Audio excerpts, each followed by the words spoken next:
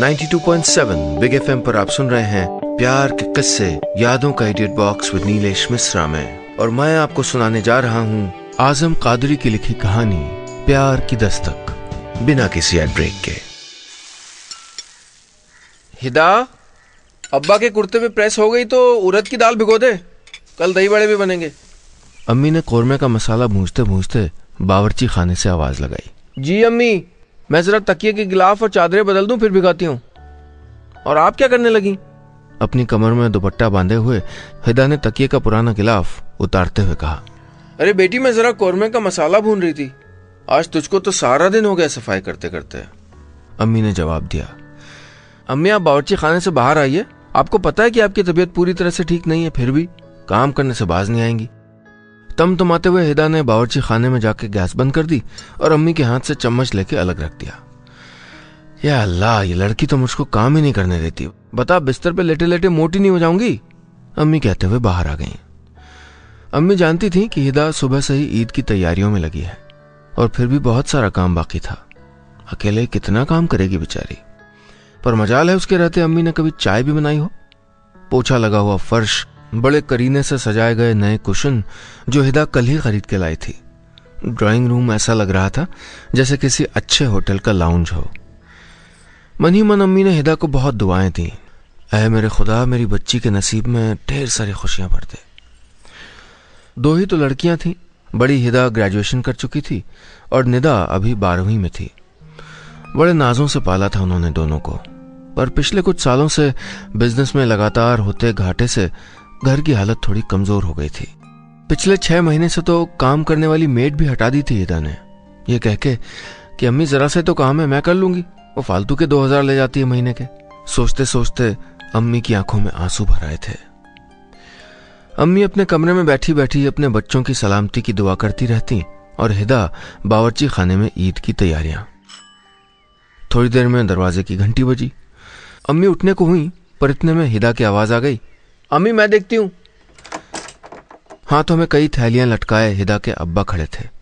आज दुकान से जल्दी वापस आ गए थे। बेटी, ये कुछ मिठाइयां, तले हुए काजू और फल वगैरह हैं, अंदर रख दे। पर अब्बा, मैंने कल के लिए ढेर सारी चीजें बना ली हैं, फिर फालतू खर्चा क्यों? हिदा थोड़ा नाराज होते हुए बोली। अरे ये मैंने कल के लिए नहीं, परसों के लिए खरीदी हैं, चाहो तो कल भी इस्तेमाल कर लेना। अब तक हिदा अब्बा के लिए पानी ले आई थी। क्यों, परसों क्या है? परसों वो रहीम भाई का साला और उनके घर वाले आ रहे हैं तुमको देखने के लिए। अल्लाह ने चाहा तो अगली ईद तुम अपनी ससुराल में मनाओगी। अब्बा ने हिदा को छेड़ते हुए जवाब दिया। हिदा पानी का ग्लास लेकर शर्माती हुई फिर से बावर्ची खाने में चली गई। आप सुन रहे हैं प्यार के किस्से यादों का edit box with Nilesh Mishra में, सिर्फ 92.7 बिग एफएम पर। अभी देखो ना, कमबख्त टेलर ने गला कितना टाइट कर दिया है। अब कल ईद के दिन मैं नहीं पहनूंगी ये सूट। मैं पहले ही कह रही थी मुझको रेडीमेड दिलवा दो, पर मेरी बात किसी ने मानी नहीं, तुमने भी नहीं। कहती हुई छोटी बहन निदा मुंह फुलाकर हिदा के सामने खड़ी हो गई। ला दिखा तो, मैं अभी सही कर देती हूँ। हिदा ने सलमा सितारों से जड़ा हुआ गहरे महरून रंग का सूट निदा के हाथों से लिया और अलमारी से सिलाई मशीन निकालकर सही करने बैठ गई। बचपन में अपनी खाला के साथ बैठ बैठ कर सीखी सिलाई आज काम आ रही थी, वरना सालों से इस घर में सूट तो क्या, इजार बंद भी किसी ने नहीं सिला होगा। आखिरकार भरा पूरा घर था, घर में बड़ी से बड़ी छोटी से छोटी चीज भी बाजार से खरीद के ही आती थी। कैसे खुशनुमा दिन थे। अब जब अब्बा हिदा को घर का सारा काम खुद करते देखते तो उनको बहुत गम होता, पर आजकल तो उनको हिदा की शादी की फिक्र ही सताती रहती। लड़की की उम्र निकल जाए तो फिर कहाँ अच्छे रिश्ते मिलते हैं, उनको यही सोच खाई जाती। तभी तो अब्बा ने ईद के 2 दिन पहले ही लड़के वालों को दावत पे बुला लिया था। अच्छा, आपकी शादी के बाद तुम तो अमेरिका चली जाओगी, फिर वहां तो तुमको जीन्स टी शर्ट पहनना पड़ेगा, निदा ने अपनी अप्पी को छेड़ते हुए कहा। हाँ, तो पहन लूंगी जीन्स टी शर्ट, इसमें कौन सी बुराई है, कॉलेज में नहीं पहनती थी क्या? और दादी अम्मा, तुमसे किसने कहा कि मैं शादी करके अमेरिका चली जाऊंगी? हिदा ने कैंची से सूट के गले को काटते हुए कहा। अब्बा बात कर रहे थे कि तुमको जो लड़का देखने आ रहा है वो अमेरिका में नौकरी करता है। करता हो मेरी बला से, मुझसे क्या? मुंह से सिलाई का धागा कुतरते हुए हिदा ने फर्जी बेरुखी से जवाब दिया। अच्छा तो ठीक है, तुम मत जाना, मैं चली जाऊंगी अपने दूल्हा भाई के साथ, निदा ने चुटकी लेते हुए कहा। दूल्हा भाई की बच्ची, ठहर, मैं तुझको अभी भेजती हूँ अमेरिका। हिदा ने निदा का कान मरोड़ दिया। अब भी छोड़ दो, मेरे इयररिंग टूट जाएंगे, कल ही खरीदे हैं। अच्छा अब नहीं करूंगी, दूल्हा भाई की कसम। अपना कान छुड़ाकर खिलखिलाती हुई निदा कमरे से भाग गई। ईद भागती आई और दौड़ती चली गई। हिदा का सारा दिन मेहमानों को सेवइयां खिलाने में ही निकल गया। ईद की थकान पूरी तरह से उतरी भी नहीं थी कि वो दिन आ गया जब लड़के वाले हिदा को देखने के लिए उसके घर आ रहे थे। वैसे तो हिदा को ये देखने दिखाने के रिवाज से ही चिढ़ थी, लेकिन इन हालात में अब्बा को मना करने की हिम्मत भी नहीं थी उसमें। थोड़ा डर, थोड़ी खुशी का मिला जुला मन लिए वो इंतजार करती रही। आगे क्या होगा वो नहीं जानती थी। आप सुन रहे हैं प्यार के किस्से, यादों का edit box with Nilesh Mishra में, सिर्फ 92.7 बिग एफएम पर। कोई ईद से कम तैयारियां नहीं की गई थी आज, बल्कि अब्बा तो बिरयानी और मटन कोफ्ते पुरानी दिल्ली से लेके आए थे। हिदा को बहुत अजीब सा लग रहा था ये सब देख के। बिला वजह इतना खर्चा। उसने तो अब्बा को कई बार हौले से टोका भी। अब्बा ये सब क्या है, इतना सारा खाना बना लिया, फिर फालतू पैसा खर्चने की क्या जरूरत थी। अरे बेटा वो लोग कितनी दूर से आ रहे हैं, खातिरदारी तो अच्छे से करनी पड़ेगी ना, नहीं तो क्या सोचेंगे वो लोग। अब्बा को लग रहा था जैसे रिश्ता खातिर तवज्जो पे ही टिका हुआ है। अब्बा को भागा दौड़ी करते देख हिदा को लड़के वालों पे गुस्सा छूट रहा था, और उससे ज्यादा इन फालतू के रिवाजों पर। कितना अजीब है कि कोई लड़की को देखने आए, देखे परखे, फिर हाँ या ना का जवाब दे, जैसे शादी नहीं कोई सौदा करने जा रहा हो। वो पिनक के बोली, सोचते हैं तो सोचते रहे, अगर हम उनके घर जाते तो वो क्या इतना सब कुछ करते। अब्बा के पास हिदा के सवाल का कोई जवाब नहीं था। उन्होंने हड़बड़ाते हुए बात ही बदल दी। पर तुम इन सब बातों पे ध्यान क्यों देती हो बेटी, जाओ जरा अपनी अम्मी को भेज दो और तुम तैयार हो जाओ, वो लोग आते ही होंगे। कह के अब्बा ड्राइंग रूम में चले गए। कुछ ही देर में लड़के वाले आ गए। हिदा के अम्मी अब्बू ने बड़े खुलूस और अखलाक के साथ उनका इस्तकबाल किया। काफी देर तक दावत का दौर चलता रहा। हिदा जब शरबत देने आई तब उसने कनखियों से एक बार लड़के को देखा। लड़का काफी घूर के हिदा को देख रहा था। उस पल हिदा ने महसूस किया कि घर पे आए सभी मेहमानों की आंखें उसको घूर के देख रही हैं। हिदा के पूरे शरीर में एक फुरहरी सी दौड़ गई। शरबत का ग्लास जल्दी से रखे वो अपने कमरे में वापस चली गई। मेहमानों के चले जाने के बाद घर में खामोशी फैल गई। ना तो अब्बा ने ज्यादा बात की और ना ही अम्मी ने ही कुछ बताया। हिदा कुछ पूछ पाए इतनी हिम्मत कहाँ थी उसमें। रात को अब्बा की तबीयत कुछ खराब हो गई। हिदा जब उनके कमरे में चाय देने जा रही थी तो उसने अम्मी को बात करते सुन लिया। वो सब तो ठीक है, लेकिन इतने पैसों का इंतजाम कहाँ से करेंगे। वैसे भी शादी में कम खर्चा आने वाला है, जो हम उनको नगद भी दें और ले दे के हिदा की शादी इतने धूमधाम से कर दी तो निदा के ससुराल वाले उससे कम पे तैयार होंगे। अब्बा ने कोई जवाब नहीं दिया। वो चुपचाप बैठे रहे। हिदा चाय दे के वापस आ गई थी।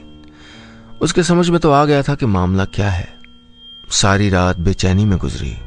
दिल तो चाह रहा था कि अब्बा से बोल दे कि उस घर में वो शादी नहीं करेगी जहां पैसे की कोई डिमांड हो।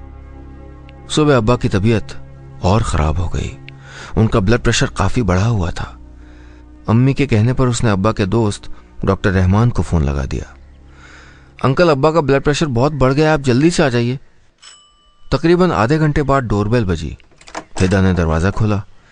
देखा तो डॉक्टर अंकल तो नहीं थे। उनकी जगह एक नौजवान अपना डॉक्टर वाला बैग थामे खड़ा था। आप सुन रहे हैं प्यार के किस्से, यादों का edit box with Nilesh Mishra में, सिर्फ 92.7 बिग एफएम पर। उस नौजवान को हिदा कुछ पल देखती ही रह गई। बड़ी आंखें, हल्का सांवला रंग, ढंग से बने हुए घुमावदार बाल और नीली कॉलर वाली टी शर्ट उसके बाजुओं तक आके तंग हो गई थी। जी मुझको रहमान अंकल ने भेजा है, नौजवान ने एक पर्ची पर लिखे हुए पते को देख के कहा। अच्छा आइए। हिदा ने अंदर आने का इशारा करते हुए जवाब दिया और दरवाजा बंद करके अब्बा के कमरे में ले गए। वो रहमान चाचा को किसी जरूरी मीटिंग में जाना पड़ा, इसलिए उन्होंने मुझको भेज दिया। हिदा के अब्बा को सलाम करने के बाद उसने बताया और उनके बाजू में ब्लड प्रेशर नापने वाला पट्टा कस दिया। घबराने की कोई बात नहीं है, ब्लड प्रेशर बस थोड़ा सा हाई है, मैं दवाई दिए देता हूँ, अभी आराम मिल जाएगा। कह के नौजवान ने अपना बैग खोला और टैबलेट्स निकालने लगा। अब तक हिदा उसके लिए चाय बना लाई थी। तुम्हारा नाम क्या है बेटा? हिदा के अब्बा ने पूछा। जहीर कादरी। क्लिनिक में नए आए हो क्या? पहले कभी देखा नहीं तुमको? हिदा के अब्बा ने दूसरा सवाल किया। जी मैं क्लिनिक पे काम नहीं करता। रहमान अंकल मेरे पापा के दोस्त हैं। मैं तो झांसी से यहाँ अपना इंटरव्यू देने आया हूँ। आज क्लिनिक पे कोई था नहीं, इसलिए उन्होंने मुझको भेज दिया। चाय का प्याला अपने हाथों में लेते हुए जहीर ने जवाब दिया। तो आप भी अपने अंकल की तरह डॉक्टर हैं? जी नहीं, मैं डॉक्टर तो नहीं हूँ, पर झांसी के एक प्राइवेट अस्पताल में कई साल तक कंपाउंडर के तौर पे काम किया, इसलिए जानकारी है मुझको। जहीर की बात सुनकर हिदा ने अपने अब्बा का मुंह देखा और जहीर की दी हुई दवाइयां चेक करने लगी। आप घबराइए मत, आपके अब्बा को कोई गलत दवा नहीं दूंगा। अपनी मुस्कुराहट से जहीर ने जैसे हिदा के मन में उठे शक भरे सवाल को पोंछ दिया। जब तक चाय खत्म हुई तब तक हिदा के अब्बा को भी काफी आराम मिल गया था। थोड़ी देर और बैठने के बाद जहीर ने जाते जाते कहा, अंकल आप थोड़ा सा परहेज भी बरतें तो अच्छा होगा। हो सके तो खाने में नमक कुछ कम कर दीजिए। अल्लाह ने चाहा तो कोई और दिक्कत नहीं होगी, और हो तो आप रहमान चाचा की क्लिनिक में फोन कर दीजिएगा, मैं फौरन आ जाऊंगा। कितनी मिठास थी जहीर की आवाज में। कहते हैं मरीज का आधा इलाज तो डॉक्टर की जबान से ही हो जाता है। जहीर को दरवाजे तक छोड़ने आई हिदा। जाते जाते उसकी फीस देने लगी तो जहीर ने मना कर दिया। अरे रहने दीजिए, रहमान चाचा ने मना किया है, और वैसे भी मैं कोई डॉक्टर थोड़े हूं, जिस लायक हूं उसकी आपने फीस अदा कर दी है। मैं कुछ समझी नहीं, मैंने तो आपको कोई फीस नहीं दी। हिदा के चेहरे पर थोड़ी शंका घुलाई थी। देखिए, किसी बेरोजगार को अगर सुबह सुबह बेहतरीन चाय मिल जाए तो इससे ज्यादा उसको और क्या चाहिए। जहीर की बात सुन के हिदा हंसती थी। उसको जहीर का इस तरह बात करना अच्छा लगा था। जहीर का दिल तो कर रहा था कि वो थोड़ी देर और बैठे, बात करे, पर चाहने से क्या होता है। आप सुन रहे हैं प्यार के किस्से यादों का edit box with Nilesh Mishra में, सिर्फ 92.7 बिग एफएम पर। अगले दिन शाम दरवाजे पे फिर दस्तक हुई। उस वक्त हिदा गुसलखाने से नहा के निकल ही रही थी। अपने बालों में तौलिया लपेटे उसने जब दरवाजा खोला तो जहीर को देख के थोड़ा हैरानी से बोली, अरे आप इस वक्त? क्या अम्मी ने फोन किया था? जी नहीं, मैं यहां से गुजर रहा था, सोचा आपके अब्बा का हालचाल पूछता चलूं। अब तक जहीर अंदर आ गया था। पानी से भीगी हुई एक लट हिदा की गर्दन से लिपटती हुई उसके आंचल तक आ रही थी। न चाहते हुए भी जहीर की नजरें हिदा को रुक रुक के देखती रहीं। जहीर को इस तरह देख के हिदा ने हिचकिचाते हुए अपने गले पे हाथ रख दिया। आइए, अब्बा भी आते होंगे, वैसे आज तो उनकी तबीयत ठीक ही रही। आप बैठी, मैं भी आती हूँ। निदा, जहीर साहब के लिए पानी ले आ, कहती हुई हिदा अपने कमरे में चली गई। तो आप हैं बिना डिग्री वाले डॉक्टर जहीर? जरा बोल के दिखाइए, सुना बहुत मीठा बोलते हैं आप। अपने हाथ में पानी का ग्लास लिए हुए बेबाक निदा ने जहीर से कहा। अरे मेरे बारे में इतनी सारी बातें आपको किसने बता दी? जहीर ने जवाब दिया। मेरी अप्पी तो कल से आपके बारे में बोले जा रही हैं। क्या जादू कर दिया आपने अप्पी पे? निदा की बेलगाम बातों को सुन के हिदा जल्दी से आ गई। निदा चल हट यहाँ से, कभी भी कुछ भी कहना शुरू कर देती है। आप इसकी बातों में मत आना, पेट से बातें बनाने में नंबर 1 है ये। हिदा ने बड़ी बड़ी आंखों से निदा को चुप कराया और जहीर को बहलाने की नाकाम कोशिश की, जैसे जहीर कोई बच्चा हो। जहीर कुछ बोला नहीं, बस उसकी बात पे मुस्कुरा दिया। हिदा को अपनी गलती का एहसास हो रहा था और उसने निदा से जहीर के बारे में सब क्यों बताया, अपनी चोरी पकड़े जाने पे उसको थोड़ी शर्म भी आ रही थी। वो तो शुक्र है कि अब्बा लौट आए, वरना जहीर के सामने बैठ पाना इस वक्त आसान नहीं था। अरे बेटा जहीर, तुम कब आए? तुमने कल जो दवाई दी थी उससे बहुत आराम मिल गया, वरना एक दिन में तो मुझको तुम्हारे अंकल भी ठीक नहीं कर पाते। मैं तो कहता हूँ कि उनकी जगह तुमको क्लिनिक पे बैठना चाहिए अब। बहुत हंसते हुए हिदा के अब्बा बोले। अल्लाह का शुक्र है कि आपको आराम मिल गया, नफा और शिफा तो सब उसके हाथ में है, बस आप ज्यादा फिक्र मत किया कीजिए। जहीर ने आहिस्ता से जवाब दिया। बेटा जिसके घर में 2-2 जवान बेटियां हों वो फिक्र ना करे तो क्या करे, कह के अब्बा किसी भारी सोच में पड़ गए। जहीर के पास उनकी इस बात का शायद कोई जवाब नहीं था, वो चुप ही रहा। शुक्र है कि हिदा चाय बनाने के लिए चली गई थी, वो सुन लेती तो न जाने क्या सोचती। और बेटा तुम्हारे इंटरव्यू का क्या हुआ, नौकरी वगैरह का सिलसिला लगा नहीं क्या? अब्बा ने ही जहीर से पूछा। जी इंटरव्यू तो अच्छा हो गया, अल्लाह ने चाहा तो नौकरी तो लगी जाएगी, बस आपकी दुआ की जरूरत है। अब तक हिदा चाय के साथ अपने हाथों की बनी मछलियां भी ले आई थी। अब्बा से बात करते वक्त बीच बीच में जहीर हिदा को एक नजर देखता। नजरें मिलाने पर हिदा शर्मा के अपनी पलकें छुपा लेती। आंखों ही आंखों में जैसे जहीर और हिदा बात करने लगे थे। शायद इसी को प्यार कहते हैं। आप सुन रहे हैं प्यार के किस्से यादों का edit box with Nilesh Mishra में, सिर्फ 92.7 बिग एफएम पर। उस दिन के बाद से जहीर लगभग रोज ही आने लगा। कुछ ही दिनों में घर का हिस्सा सा बन गया था वो। कभी कभार घर का छोटा मोटा काम भी कर दिया करता। अब्बा हर बार उसको अपनी नौकरी के बारे में जरूर पूछ लेते। आज जब उसने हिदा के अब्बा को बताया कि वो वापस अपने घर झांसी जा रहा है, तो ये सुन के हिदा का दिल तो बैठ ही गया। उसका दिल तो किया कि कह दूं, जहीर थोड़ा और रुक जाओ, पर रुकने की बात कहते भी तो किस रिश्ते से। उसको प्यार तो था, पर इजहार तो किसी ने नहीं किया था, न जहीर ने न हिदा ने।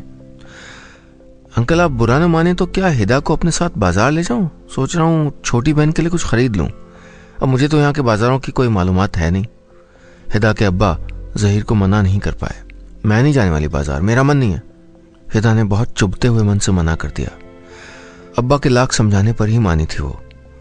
जहीर शायद उसके गुस्से की वजह ताड़ गया था। जहीर के जाने की खबर सुनकर हिदा का दिल तो पहले ही गमगीन था। उस पर जहीर ने नमक छिड़कते हुए कहा, लगता है आप मेरे घर जाने से दुखी हैं। मैं क्यों दुखी होने लगी? और आपको तो जाना ही था, मेरे कहने से क्या रुक जाएंगे? हिदा थोड़ा पिनक के बोली और फिर तेजी से आगे बढ़ गई। तुमने कहा ही नहीं, कहो तो शायद रुक जाऊं। जहीर के कहने पे हिदा एक झटके से मुड़ी और जोर से कहा, तो रुक जाओ। जहीर ने देखा हिदा की आंखों में आंसू भर आए थे। वो धीरे धीरे हिदा के नजदीक गया और उसकी बाह पकड़कर बोला, हिदा तुम जानती हो मेरे पास नौकरी नहीं है, फिर भी मैं तुमसे बोलूं कि मैं तुमसे प्यार करता हूं और तुमसे शादी करना चाहता हूं तो? हिदा कुछ बोली नहीं, बस जहीर के सीने से लग के रोने लगी। उसके आंसुओं से जहीर की कमीज गीली हो आई थी। अरे यार मेरी शर्ट गंदी मत करो, इंटरव्यू के लिए मेरे पास एक ही शर्ट है। जहीर ने उसको छेड़ा तो हिदा ने गुस्से में हल्के हल्के 2-3 घूंसे उसके कंधे पे जमा दिए। अच्छा अब कुछ शॉपिंग करके घर चलो, तुम्हारे अब्बा से रिश्ते की बात भी तो करनी है। वैसे तो रहमान चाचा पहुंच गए होंगे। उधर वाकई में रहमान चाचा हिदा के अब्बा के घर पहुंच गए थे। उनकी बात सुनकर हिदा के अब्बा एकदम चुप से पड़ गए। अरे कुछ तो बोलो यार, अगर जहीर तुमको पसंद ना हो तो साफ साफ कह दो। भाई उसको तो हिदा बहुत पसंद है। जहीर पसंद तो मुझे भी है, पर उसकी कोई नौकरी होती तो मैं सोच भी लेता। हिदा को कैसे रख पाएगा? एक बाप ने अपनी परेशानी जाहिर कर दी। एक अच्छे भले डॉक्टर को बेरोजगार कहना ठीक नहीं है दोस्त। रहमान ने हंसते हुए कहा, क्या जहीर डॉक्टर है? पर उसने तो बताया था। हिदा के अब्बा कुछ समझ नहीं पा रहे थे। हाँ जहीर ने मना किया था कि मैं कुछ ना बताऊं। जहीर अमेरिका में हार्ट सर्जन है, यहां कुछ दिनों के लिए आया था। जहीर के अब्बा की तो खुशी का जैसे ठिकाना ना रहा। हिदा की अम्मी की दुआएं आज कबूल हो गई थीं। बस इतनी सी थी ये कहानी।